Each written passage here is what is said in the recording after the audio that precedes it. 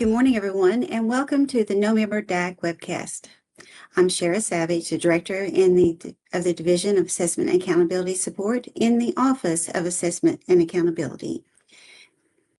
Thank you all for joining us today, and thank you for the incredible work you continue to do across the state. We know this is a busy time of year, and we truly appreciate it, the effort you put into ensuring accurate testing, transparent reporting, and clear communication with your schools and districts.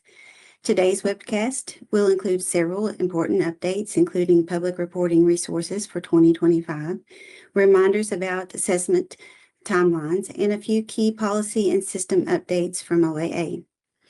As always, our goal is to make sure you have the information and tools you need to support your districts with confidence. Please remember today's session will be recorded and posted to the DAC webpage for reference for any staff who are unable to join us live here today. So let's get started with our let's take a look at our agenda. We'll begin with, I'll walk you through the public reporting timeline.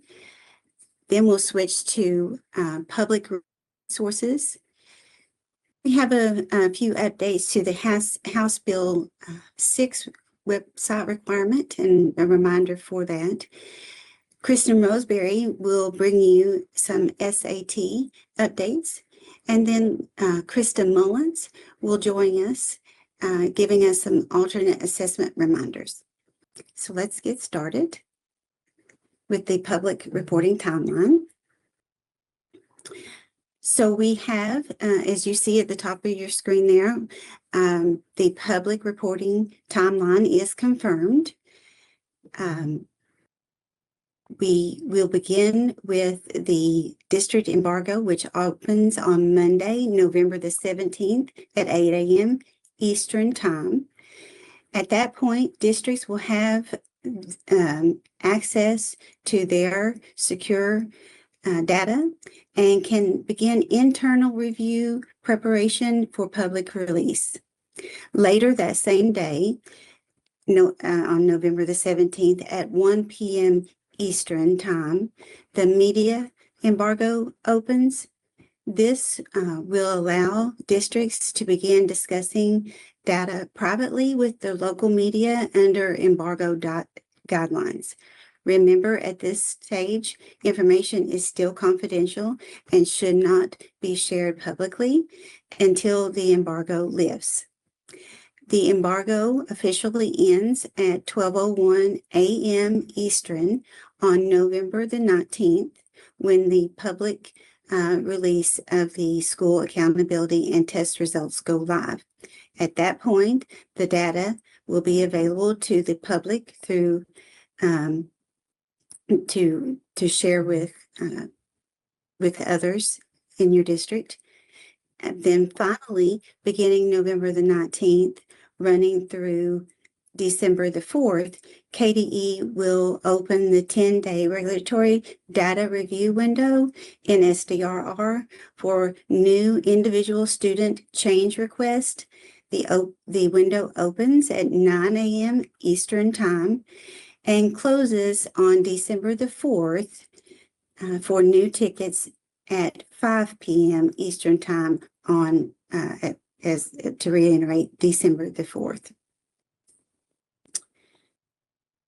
Okay, then we have shared with you on Monday in the Monday DAC email, in case you missed it.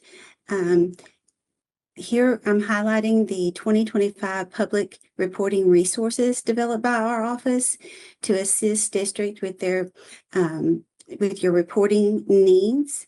Each year we update these materials to help schools and districts prepare for public data release and to help communicate the results clearly to your local school boards and your communities.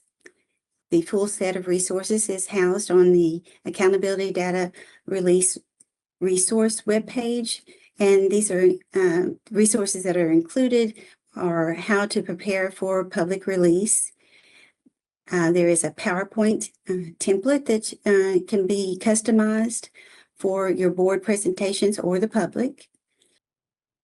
And then a couple of new parent letters that you can share with parents to help you communicate clearly of the KSA and AKSA as well, to help assist communicate with your parents. But we do recommend that you use Chrome to open and edit these resources. There is a little known glitch with Microsoft Edge that may interfere with the access for you. So next, let's talk through House Bill 6 and those requirements. So nothing new has transpired with the House Bill 6.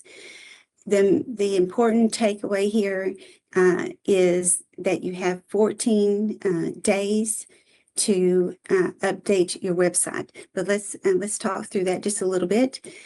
The requirement, which remains in effect for this reporting cycle, as you know, House Bill 6 of 2024 requires that each district and school website include student performance information showing the percentages and accountable students performing in proficient and distinguished levels in reading and mathematics.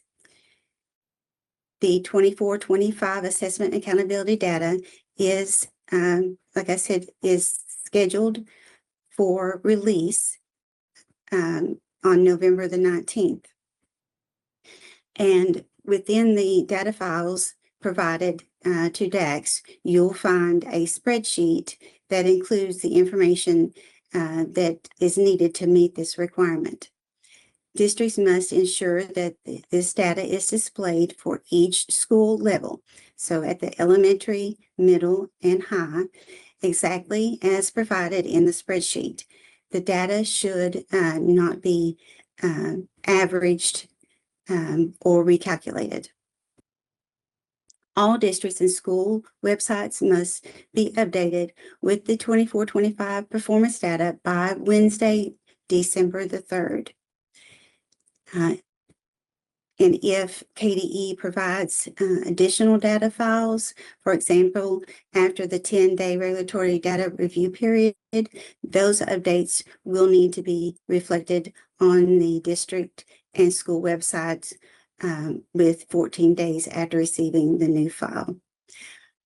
Finally, superintendents are responsible for confirming that the data has been posted by verifying the completion through the Grant Management Application and Planning, or GMAP. Additional details and reminders will be shared in an upcoming DAC email and in the Commissioner's weekly message.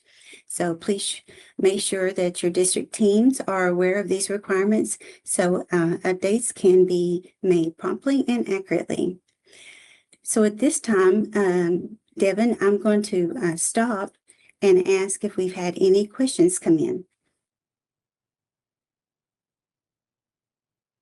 No, we have no questions regarding public reporting or HB6 at this time. Okay, great. Well, this time I will turn things over to Kristen Roseberry, who'll give you an update on the SAT. Hey, good morning, everyone. As Shara said, my name is Kristen Roseberry, a program consultant here in the Office of Assessment and Accountability. And I just wanted to give you a few updates regarding the SAT. And so our in-person trainings are going really well. They will be finished next week. We're about halfway through. And so hopefully we've seen many of you already out in the field. And if not, we'll see the rest of you in the next few trainings. And as a reminder, recorded training and the slide deck will be available after all of our in-person trainings are complete. We have discussed this in our trainings, but just a reminder, the deadline to submit for College Board approved accommodations for your students is January 12th, 2026. And also just another reminder, the spring administration test window is March 2nd through April the 10th, 2026. And I think that's all the reminders I have for you today. So before I hand it over to Krista, I'll check with Devin and just make sure we don't have any questions about SAT.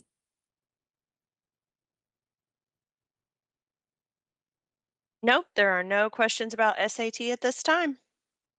Thanks, Devin. All right. Well, good morning, everyone. I'm Krista Mullins, a program consultant here in the Office of Assessment and Accountability, and I'm going to bring you some alternate assessment reminders. Just as a reminder, our window 1 opened on Monday, and it will close on Friday, December 19th.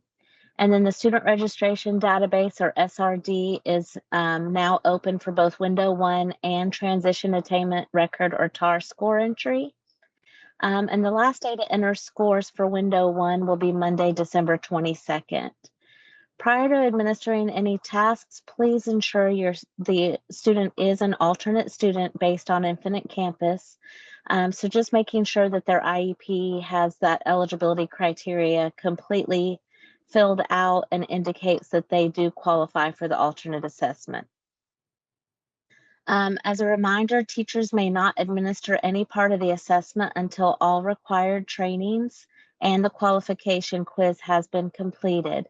So those trainings are the administration code, inclusion of special populations, and then the overview and attainment task part 1 and part 2.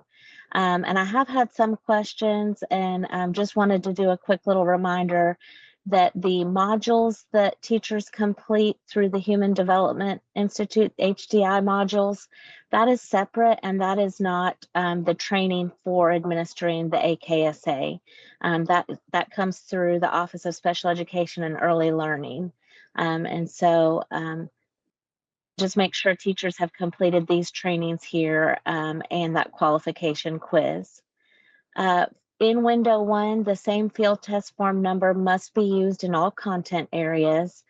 And so make sure that you look at those field test form numbers, and if you're giving form 1 for math, form 1 should also be given for reading. For the online training system, or the OTS, teachers who are not already in the system will need to register for an account by clicking on register. Make sure those profiles are updated to reflect your current district, your current school, and the grades taught. Videos, test administrators will not have access to those videos and animations needed for test administration if their profile does not reflect the grades taught.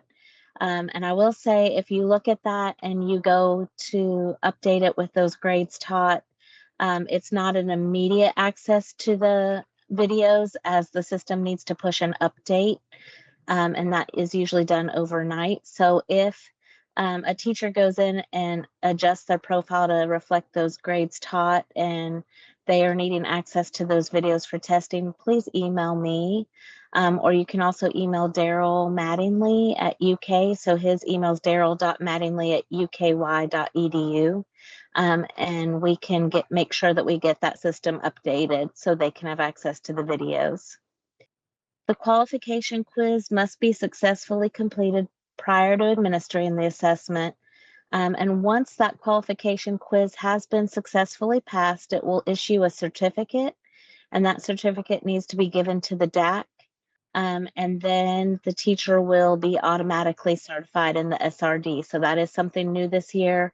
DACs used to have to certify teachers in SRD, but now once they complete that qualification quiz, they are automatically certified in the SRD. When you're entering scores in SRD, you will be prompted for what field test form number you used, and you'll choose that from the drop-down menu. And that field test form number can be found on the binder cover sheet and in the top right-hand corner of the field test. You'll use the tabs across the top to enter the scores for the correct content area. So just make sure if you're entering math, you're on the math tab. Each item must have a score entered. So if the student did not respond, the test administrator will choose no response. And then you'll click Save and Submit to save any entered data. And you can use that Save and Submit button to save data even if you're not finished entering all the scores, so that you can go back and finish entering scores. However, once you have entered all scores for all content areas and every question, and you click Save and Submit, There is no way to go back and edit those responses. So you would have to go in and hit reset, and it would erase all entered data, and you would re-enter the data at that time. There is a training on our website to assist with using the SRD if you have any questions. And then just some reminders for questions that are common during window 1 is medical non-participations are submitted in the spring. So if you have any of that paperwork from doctors, just hang on to that paperwork, and that will be submitted in SDRR when it opens in the spring for that. And all eligible students taking AKSA must complete both window 1 and window 2. So even though it's 2 separate windows, it is 1 full assessment. So if they qualify in the middle of window 1, then they need to still complete window 1 and window 2. The QSCS survey is administered during window 2. So you will not find any information for administering that right now in window 1. And here you can see I have Daryl Mattingly's email on this slide, and you can send him any questions you have regarding SRD, or if you're having issues accessing those videos in the online training system. Transferring students in SRD from one district to another can be completed by Daryl Mattingly or myself. So you would email us the SSID number, district name, and the school the student is enrolled in. And just as a reminder, please do not email any personally identifiable information. So please don't email us student names. Just leave it with that SSID. And at this time, we are not deleting students from SRD, except for maybe some extenuating circumstances. I know we had one district reach out about a student who had passed away, and so we did delete that student from the system. But if a student has transferred to homeschool, sometimes they come back, and so we just leave them in SRD so that they're there to be able to enter those scores for window 2. All right, so at that time, I'm going to pause and wrap up and ask Devin if there are any questions regarding the alternate assessment. There are no questions at this time. Thanks so much. All right, I'm going to pass it back over to Shara Savage to close us out. Thank you, Krista. So at this time, I want to remind you that if you have any questions or comments following today's webcast, please do not hesitate to send us an email at dacinfo@education.gov. Our next monthly DAC webcast will take place on December 11th at 11 a.m. Until we meet, so before I close out, Devin, do we have any final questions on any of the content that we've shared today? No, there have been no questions come into DAC Info during this time. Okay. All right then. Well, until we meet again, take care and remember that OAA is here to support you. Have a good day.